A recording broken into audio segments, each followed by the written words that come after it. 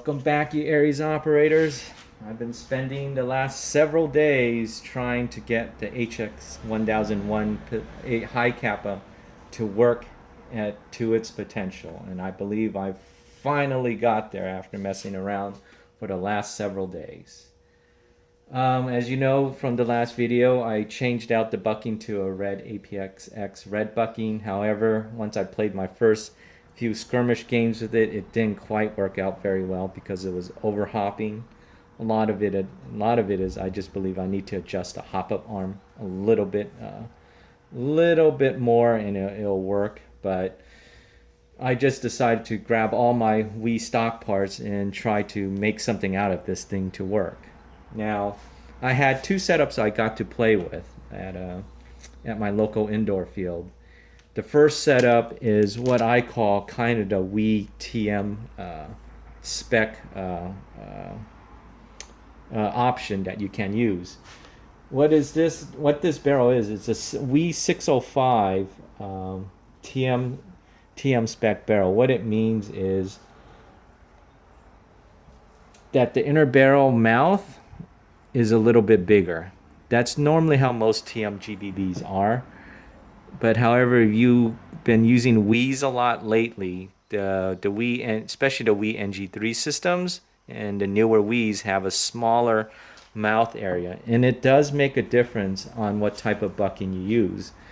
I've always liked Wii's buckings and the inner barrel because it gives a really tight air seal.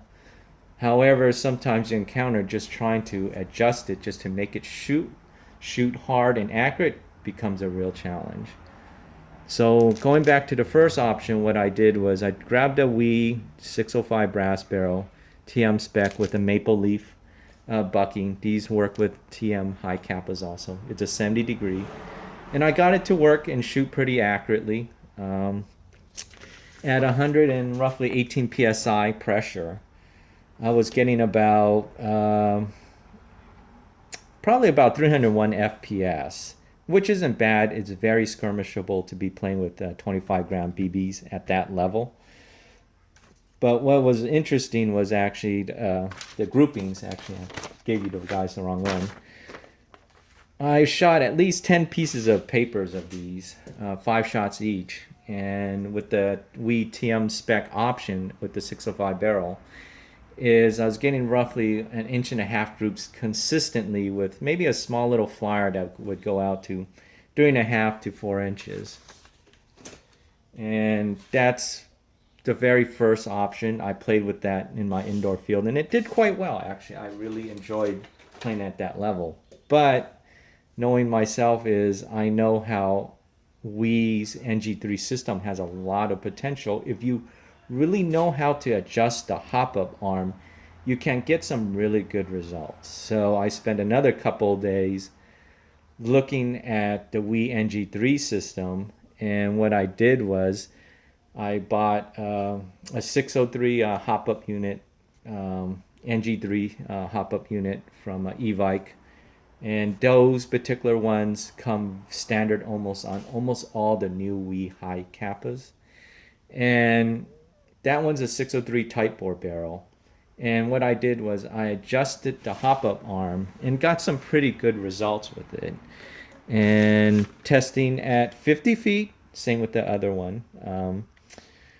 I used 25 Crytek BBs. It shot between 1.25 to 1.5 inches, small little groups. And for the flyers, it would not go more than 3.5 inches. So overall, it shot a little bit smaller groupings. In addition, the FPS level at roughly 116, 118 psi, I was getting to 306 to 308 FPS on a 25 gram BB.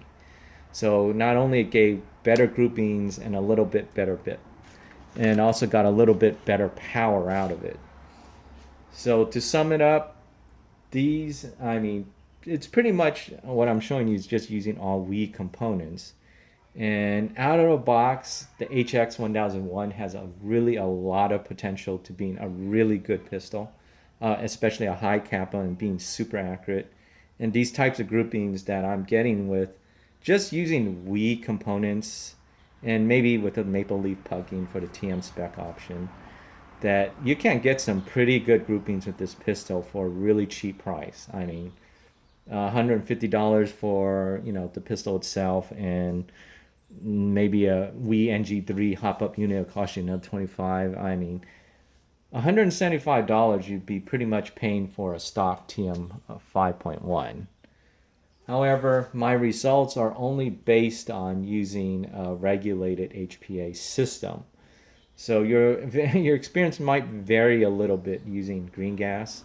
I did test my HX1001 with a green gas mag. It got pretty good. You could get through about 2 mags worth at roughly 78-degree weather. Pretty good. I mean, for a Wii mostly. I think most of you guys had bad experience. I would barely go even through half a mag, but this one can almost get up to 2 mags worth. So overall, I'm very happy, and I could finally say that it took a little bit of work, but with only using mostly Wii components, and Wii could probably fix these problems a little bit too, it can really be a good pistol out of a box, and it's finally living up to its potential. And for armorers that are really interested in this pistol, I think they should take a look at it. If I remember, the indoor field I went to, there is some prominent Hi-Capa using armorers that are there, and they're actually pretty impressed with this pistol.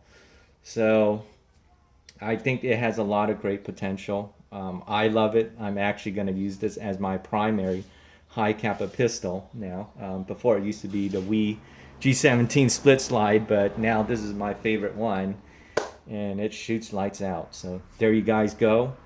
There's your look and updated review. I'm a happy camper with this, and stay safe, guys, and call your hits.